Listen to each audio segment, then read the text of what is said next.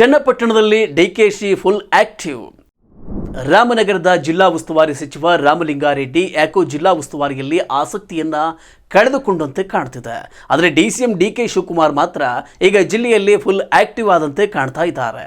ಅದರಲ್ಲೂ ಕೂಡ ಚನ್ನಪಟ್ಟಣ ರಾಜಕಾರಣದಲ್ಲಿ ಹೆಚ್ಚು ಸಕ್ರಿಯರಾಗಿದ್ದಾರೆ ಸದ್ಯ ಶಿವಕುಮಾರ್. ಇದಕ್ಕೆ ಮುಂದೆ ಎದುರಾಗುವ ವಿಧಾನಸಭೆ ಉಪಚುನಾವಣೆಯೇ ಪ್ರಮುಖ ಕಾರಣ. ಈಗ ಬರ್ತಾ ಇರುವ ಸ್ವಾತಂತ್ರ್ಯ ದಿನಾಚರಣೆಯಲ್ಲಿ ಧ್ವಜಾರೋಹಣಕ್ಕೂ ಕೂಡ ಚನ್ನಪಟ್ಟಣವನ್ನೇ ಆಯ್ಕೆ ಮಾಡಿಕೊಂಡಿದ್ದಾರೆ ಡಿಕೆಶಿ. ಇದೆಲ್ಲದರ ನಡುವೆ ಕಳೆದ ಲೋಕಸಭೆ ಚುನಾವಣೆಯಲ್ಲಿ ಸೋಲುಂಡ ಡಿಕೆ ಸುರೇಶ್ ಈಗಲೂ ಕೂಡ ಜಿಲ್ಲಾ ರಾಜಕಾರಣದಲ್ಲಿ ಸ್ಟ್ರಾಂಗ್ ಆಗಿ ಇದ್ದಾರೆ. ಸೋಲಿನ ನಂತರವೂ ಕೂಡ ರಾಜಕಾರಣದಿಂದ ದೂರ ಸರಿದಿಲ್ಲ ಡಿಕೆ ಸುರೇಶ್. ಮೊನ್ನೆ ನಡೆದ ಜನಾಂದೋಲನ ಸಭೆಗಳ ಆಯೋಜನೆ ಸೇರಿದಂತೆ ಜಿಲ್ಲೆಯ ವಿವಿಧ ಕ್ಷೇತ್ರಗಳ ರಾಜಕೀಯ ನಿರ್ಧಾರಗಳನ್ನು ತೆಗೆದುಕೊಳ್ಳುವಲ್ಲಿ ತಮ್ಮದೇ ಆದ ಪಾತ್ರವನ್ನು ನಿರ್ವಹಿಸಿ ಡಿಕೆ ಶಿವಕುಮಾರ್ ಅವರಿಗೆ ಮತ್ತಷ್ಟು ಬಲವನ್ನು ಕೊಟ್ಟಿದ್ದಾರೆ.